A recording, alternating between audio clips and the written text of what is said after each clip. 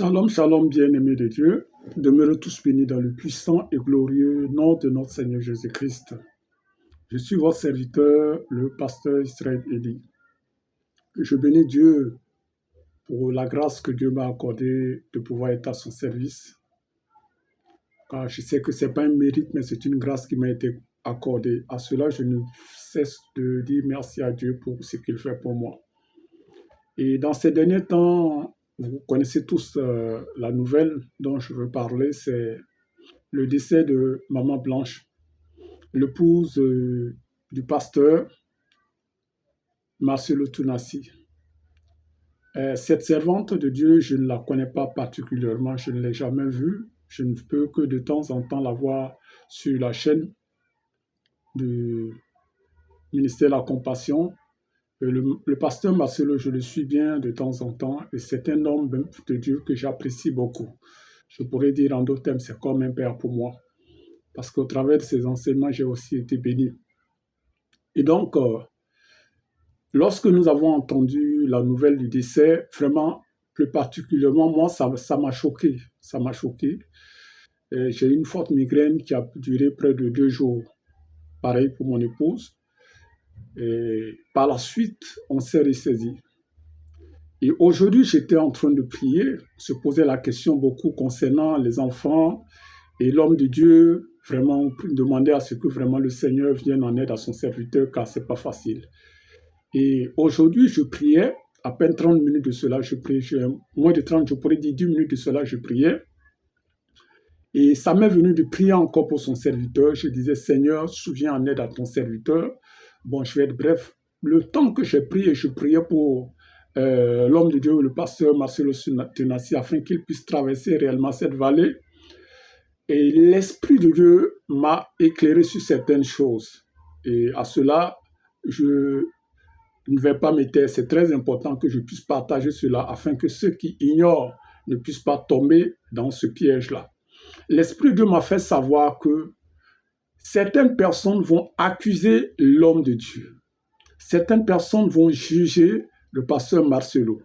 Certaines personnes vont parler de mal de lui à l'égard de son épouse. Il y aura plusieurs versions. En voulant juger son serviteur, en voulant dire peut-être même qu'il a été à l'origine du départ de son épouse. Mais voici ce que l'Esprit de Dieu me dit. L'Esprit de Dieu me dit que c'est une œuvre venant de lui. Et quiconque jugera en cette période le serviteur de Dieu, le pasteur Marcelo Tunasi, quiconque le jugera en cette période recevra sa sanction, recevra la colère de Dieu. Pour dire que c'est Dieu qui a été à l'origine. À cela, aucun homme ne doit juger son serviteur. Aucun homme ne doit parler mal du pasteur Marcelo, soit disant qu'il a été à l'origine, ou soit qu'il dit quelque chose de contradictoire, en voulant juger ou en voulant parler mal de son serviteur ou en faisant des discrédits à l'égard de son serviteur, le pasteur Marcelo Tunasi. Le Seigneur m'a dit pendant que je priais, que tous ceux qui vont parler ou qui vont juger en mal, qui vont juger l'homme de Dieu concernant le départ de son épouse, seront jugés par Dieu lui-même. Pour dire que la sanction sera irrévocable. Je dis bien, la sanction sera irrévocable. Donc à cela, j'interpelle le peuple de Dieu à ne pas juger l'homme de Dieu, à ne pas dire des paroles néfastes à l'égard de son serviteur, car c'est Dieu qui a appelé sa servante. Et l'Esprit de Dieu m'a fait savoir que quiconque dira le contraire en jugeant l'homme de Dieu est en train de blasphémer contre le Saint-Esprit.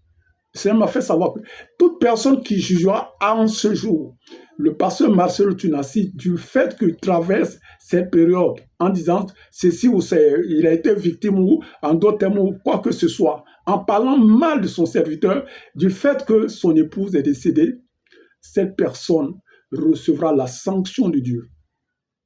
C'est irrévocable parce que ce serait un blasphème contre le Saint-Esprit. Et donc, c'est pourquoi j'interpelle le peuple de Dieu. C'est Dieu qui a donné à son serviteur, sa servante, et au temps convenable, il vient la reprendre.